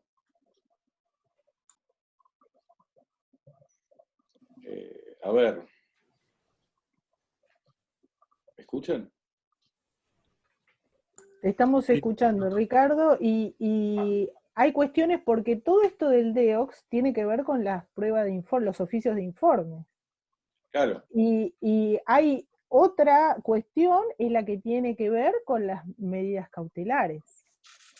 La traba y el levantamiento de las medidas cautelares, que además son oficios, bueno, son firmados, por supuesto, por juez y secretario, según el tipo de movimiento de fondos, por ejemplo. Entonces, yo, por lo que estuve leyendo, vi que estaban preparando un cierto resguardo, como cierto encriptamiento con relación a estos oficios. Recordemos que en algún pasado hubo problemas con relación a la seguridad de estos oficios, porque en algunos fueros se tuvo que poner un código de barra, pero una especie de Obliga. la oblea de seguridad, porque, bueno, eran falsificados. Es decir, todo mecanismo tiene sus zonas grises y tiene sus, digamos, complicaciones, ¿no? Actos de tal trascendencia como son trabar cautelares y levantar cautelares, porque recordemos, si nosotros estamos pidiendo una medida cautelar, hay un peligro en la demora me deja fuera del resguardo que yo puedo obtener con la cautelar. Entonces, un día, mediodía, horas, son vitales, son de vital importancia. Este es un tema que vamos a tener que ir, nosotros los abogados, ir planteando a través del colegio profesional, a través de la Facultad de Derecho, para ir justamente proponiendo medidas alternativas que nos garanticen que justamente exista inmediatez y seguridad y resguardo en este tipo de medidas, que todavía yo no las veo. No sé, Ricardo, Analía, si ustedes las ven, pero yo por lo menos hasta lo que va de las acordadas no las he visto.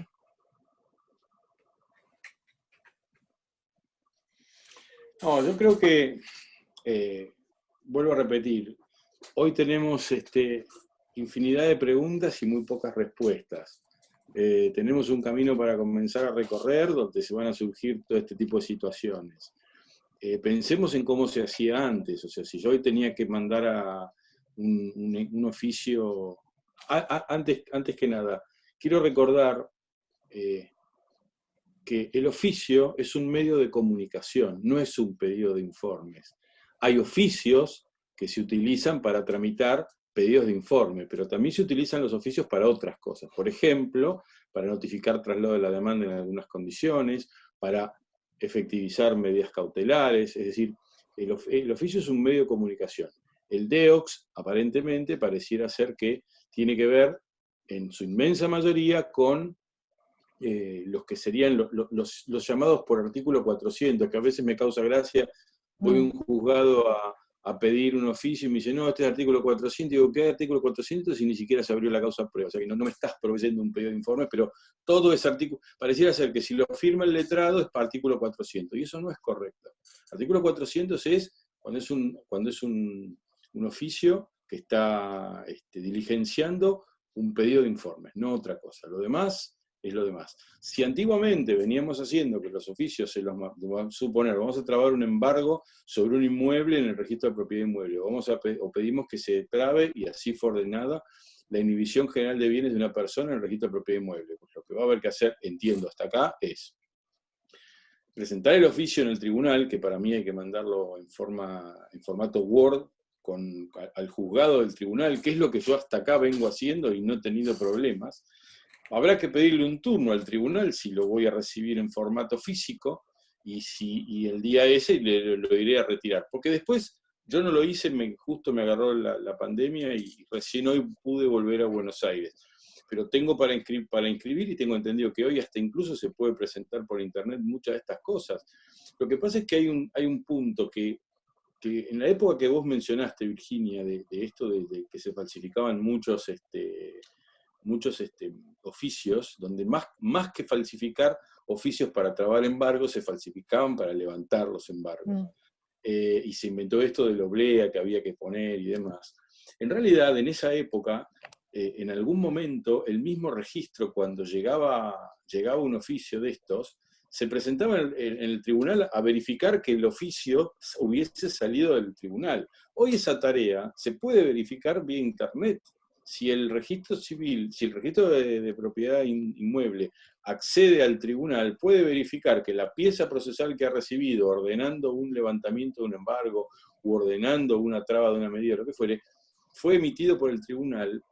Prácticamente estamos salvando estas diferencias o estas dificultades. Digo, ya creo que hay opciones. Lo que pasa es que, vuelvo a repetir, creo que esto ha generado un cambio, creo que alguno lo dijo por ahí en el chat, ha generado un cambio de paradigma. O sea, hoy no estamos parados donde estábamos parados. O sea, yo entiendo que el Código Procesal Civil y Comercial nuestro, por muchas reformas que le hayan hecho, no deja de ser una derivación con tecnología de la ley de enjuiciamiento española. Me parece que tenemos que cambiar la orientación. O sea, hay cuestiones que ya no deberían ser como son. Me parece que esto va a traer otro tipo de situaciones que son mucho más, más importantes y que creo que no hay que dejarlas de lado. Alguien dice, teóricamente no se necesita sello para un oficio del artículo 400. Sí, sin embargo, hay entidades que si no lo llevas con el oficio, no te lo reciben. Es decir, esto es como que acá hay medio un viva la pepa, cada uno hace lo que le parece, yo creo que tal cosa, si a mí no me venís con no sé qué sellito, yo no te... Y la verdad es que estamos en esa situación. O sea, imagínense si a alguien se le ocurriera proponer notificar el traslado de la demanda o la citación al tribunal, como hacen en Estados Unidos, que la lleva un papelito el abogado y se le entrega en la mano a la parte, ¿no es cierto? Y eso, con que el abogado vaya y diga que se lo entregó en mano es suficiente. Yo no sé acá qué pasaría si se nos llega a ocurrir eso, que la verdad es que me encantaría y me parece fantástico, porque incluso, vuelvo a repetir, nosotros como los abogados, cuando estamos ejerciendo la profesión, no estamos haciendo pavadas, estamos haciendo cosas serias. Entonces, no me parece que terminemos en ese tipo de cosas, ¿no? O sea, digo, me parece que hay que pensar, tenemos que nosotros también recuperar parte de lo que es nuestra función, lo que es nuestra estima, nuestra consideración, el respeto por la profesión, y esto creo que es un momento donde mucho de esto va a servir, ¿no? Así que... No, perdón, Ricardo, pero además haciendo un paréntesis con relación a esto que, no sé si se me escucha. Sí. Con relación a esto que vos decís, de la ofensa al foro. Muchas veces hay un escaso registro de la ética profesional, y la ética profesional no se refiere a principios de moral, o digamos, es un código de ética que tiene una normativa, y que si los profesionales no nos ajustamos a esa normativa, incurrimos en la falta de ética y vamos al tribunal disciplinario. Y muchas veces viene con un acompañamiento de acciones civiles y o penales. Entonces, esto que decía Ricardo, que en otros países, bueno, el abogado va y notifica. ¿Por qué el abogado va a mentir allá? Porque si llega a mentir, le sacan la matrícula y le hacen y va a penal y lo condenan y termina preso. Entonces, digamos, acá no es que no pasen esas situaciones. Yo que he transitado durante 6 años por el Tribunal de Disciplina, he visto situaciones terribles en que los abogados han adulterado poderes para cobrar en Banco Ciudad. Bueno, terminaron obviamente presos y con la falta ética además. Pero a lo que creo que era un poco rescatando lo que quería transmitir Ricardo, es una profesión con un alto compromiso social. Y o sea, no podemos, no hay digamos, excusa para ciertas cuestiones. Nos tenemos que atener a lo que debe ser. Por eso yo traía a colación este tema de la firma hológrafa y el tema de la crisis en la que estamos insertos y cómo nos podíamos resguardar profesionalmente para que en un futuro no tengamos problemas. Sí. Perdón, estaba leyendo el chat y en relación a esto que preguntaron puntualmente del tema del diligenciamiento de un oficio en el registro de propiedad inmueble, uno de los participantes, voy a decir el nombre, Soledad Santos, está diciendo que el registro de propiedad inmueble de la provincia de Buenos Aires funciona online, que hay que pedir la clave en el colegio de la provincia y registrarse. Es así, funciona de ese modo, tal cual. Es decir, yo la pregunta es, si en la provincia de Buenos Aires en ese registro se puede hacer, ¿por qué en Capital no? Esto me trae a que también los colegios de abogados deberían empezar a meterse un poco más en todo esto y defender nuestro trabajo, nuestras incumbencias de una manera un poco más activa. Porque en definitiva, vuelvo a repetir, esta situación nos cambia el paradigma. Ya no se trata de ejercer la profesión yendo a tribunales para una cosa, otra u otra. O sea, yo ya no tendría que ir a presentar escritos, ver escaneados, retirar papeles o ir a audiencias. Esto va a quedar limitadísimo. Veo como más difícil, coincido totalmente con Analía, y Analía creo que no es solamente un problema del penal. En penal, digamos, es exclusivo porque en civil no hay indagatorias. Pero alguien preguntaba por ahí qué pasaría con una audiencia de una suspensión de juicio a prueba o probation. Digo, es un problema generalizado, porque es cierto, esa cercanía en determinadas condiciones no es necesaria, pero en otras sí. Y cuando no tenés esa cercanía es complicado. Y esto hay que trabajarlo. Sí, totalmente. Sí. Teníamos también otra consulta respecto a las cédulas que se enviaron durante la feria extraordinaria, ¿sí? Que no tuvieron efectos notificatorios, si se deben de diligenciar electrónicamente nuevamente o ya la remitida y recibida a partir de la reanudación de los plazos, digamos, empieza a correr. Bueno, perdón, ¿no? Yo entiendo que esas cédulas presentadas tienen un ingreso y se da de alta en una planilla. El juzgado tiene constancia de recepción de ese instrumento. Que haya quedado varada y que no haya el expediente, después no haya sido susceptible de habilitar la feria, es una cuestión, pero teóricamente incluso hay una instrucción y un protocolo para el trabajo de la oficina de cédulas y mandamientos, que por supuesto va a tener que respetar toda esta cantidad de personal restringido y el tema de los horarios con todo, tal cual, como cada incluso edificio de nuestro Poder Judicial, porque pensemos que no todos los edificios son iguales tampoco. En la Valle 1212, la Valle 1220, en Talcahuano 490 o en Uruguay, no podemos, los pasillos son estrechos, entonces no hay capacidad edilicia como para que el personal sea numeroso, ni que tampoco la población, ya sea los operadores de la justicia como nosotros, o el público puedan acceder sin algún tipo de guía o de protocolo. Entonces, volviendo un poco al tema de las notificaciones, esa cédula tuvo una entrada y existe una planilla. Ahora, que se difiera, yo creo que podría presentar un escrito en el expediente si veo que se va a retrasar, o sea, lo hago, porque además también hay que ver, si la cédula es en soporte papel, ¿por qué es en soporte papel? Porque es traslado de demanda. Porque si no tiene que existir un domicilio constituido, digamos electrónico, ¿no? Perdón que diga un temita. Mientras hablamos, voy leyendo que me estoy acostumbrando a esto de leer el chat. Y veo que en el tema DEOX, cada uno agrega, mirá que este ya se incorporó, mirá que este ya se incorporó. Es decir, fíjense que, a ver, nosotros tomamos la decisión de armar esta conferencia, esta charla hace unos pocos días, y desde que empezamos a hoy, la cantidad de cosas que se fueron modificando, incorporando y demás, son enormes. Y hoy mismo estamos hablando y vemos cosas que por ahí hace 5 minutos, 10 minutos no sabíamos, un día no sabíamos. Es decir, esto es permanente y constante cambio. Es más, esto me hizo acordar algo que tiene que ver con la representación procesal.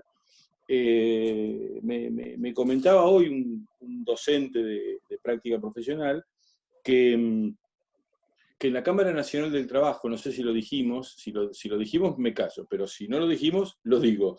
La Cámara Nacional del Trabajo ha implementado un sistema para el tema de las cartas poderes que hacen en el foro laboral. Es decir, Primero, lo leo rápidamente. El abogado envía en un único PDF la documentación requerida por resolución de la Cámara número 34, primer punto, copia de DNI del actor, anverso y reverso, encomienda, gestión profesional y formulario completo de poderes. 2.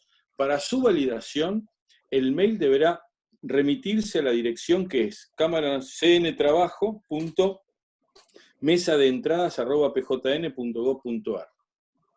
Una vez respondido y validada la documentación por el prosecretario general de la Cámara, doctor Néstor Esteves, podrá ser utilizado por el letrado en la demanda para incorporarlo en la bandeja del juzgado. Es decir, fíjense que yo esto me enteré hoy, estábamos hablando los otros días del tema de la representación, que también es un problema serio. Alguien comentó lo del poder que puede hacer una persona, ¿cómo se dice?, a través del abogado, si es que se pudiera hacer, que esto también algunos dicen que sí, otros dicen que no, que está en el Código Civil y Comercial de la Nación. Es decir, hay una infinidad de situaciones y hoy me llegó esto, es decir, se va avanzando, lógicamente, y a partir de mañana que se empiezan a correr los plazos, no me quiero imaginar la lluvia de circunstancias y situaciones que se van a presentar. Además que una lluvia es un tormentón. Alguien me pedía, sí, la acordada es la acordada número 38 de la Cámara, la que establece los requisitos para hacer ese poder. Lo que han hecho es modificar la forma de validarlo para que no sea presencial. Bueno, vamos a responder 2 preguntas más y vamos a ir cerrando, que ya estamos en hora. De todas formas, como mencionó el doctor Sánchez Peña, esto es algo muy dinámico, con lo cual fuimos tomando nota de todas las preguntas que fueron haciendo y nos comprometemos a analizarlas y eventualmente hacer otra conferencia similar como para ir aclarando las cuestiones que se vayan resolviendo en los próximos días. Para la doctora Tomasini preguntaban si se encuentra regulada la aceptación del cargo de defensor por medios virtuales. Sí, en realidad esto no surge de la Corte, sino que como también delega la superintendencia en las cámaras, por lo menos tanto instrucción como federal, lo que están haciendo es que vos mandás un escrito digital desde el PJN, o sea, ellos una vez que presentaste el designa con firma hológrafa, ellos te vinculan al PJN, y a partir de ahí haces un escrito en donde pones más o menos el famoso texto que viene en el sello del juzgado, que venís por el presente a aceptar el cargo, cumplimiento, o sea, obligándote a cumplirlo de manera fiel y legal, una cosa así, y lo mandás directamente por el PJN, y con eso ya en penal te tienen por aceptado el cargo. Lo mismo está haciendo Ciudad ahora habilitó lo que se llama el portal del litigante, porque antes Ciudad tenía todo digitalizado, pero vos no tenías un portal donde verlo, tenías que pedir por mail que te la manden. Bueno, en el medio de la pandemia y la cuarentena apareció el portal del litigante, donde también te habilitás vía digital, y me hicieron, por lo menos en las 2 causas, hice el mismo procedimiento. Presenté el designa con la firma hológrafa digitalizado, y me llegó el pedido de aceptación del cargo, que lo mandé sin firma, sin nada, o sea, lo hice yo y lo mandé a través del portal, igual que en el PJN. Pero esto surge de acordadas, cuyo número te lo debo, pero que han sido de las cámaras que hacen de superintendencia de los tribunales. Esto no viene de Corte. Bien, y la última pregunta, que era bien de cuestión práctica, la doctora Badino en su exposición había mencionado el poder notarial. Consultaban en dónde lo podían instrumentar, si tenía alguna referencia. No, digamos, el poder notarial con cualquier escribano. Lo que sí hay que tener en cuenta, nosotros como patrocinio gratuito tenemos un acuerdo para que sea gratis esta escritura. Porque nuestros consultantes no pueden afrontar los gastos de un poder.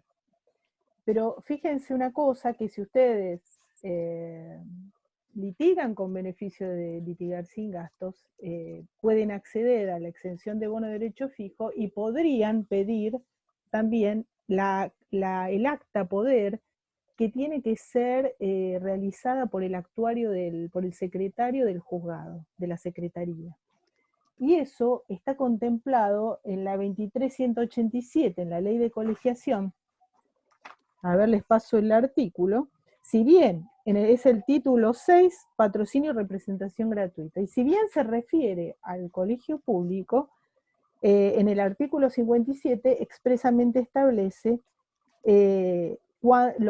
las cuestiones de gratuidad.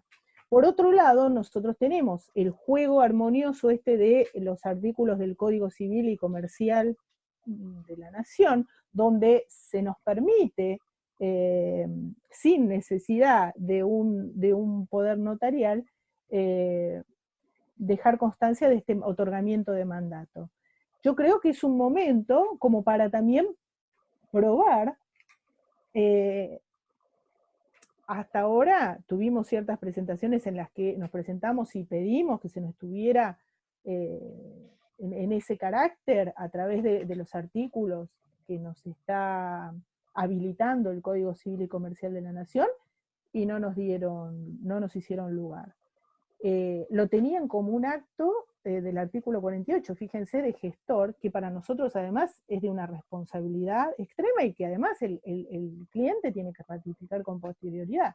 Es decir, bajo ningún aspecto nos conviene el 48, nunca. Pero tenemos las opciones de, si no se puede pagar un poder, iniciar un beneficio de litigar sin gastos, solicitar al juzgado la carta poder emitida por que se deje constancia al secretario. Por supuesto, va a existir un momento en que el cliente va a tener que ir a firmar, como tiene que ir a firmar a la escribanía. Pero es un momento.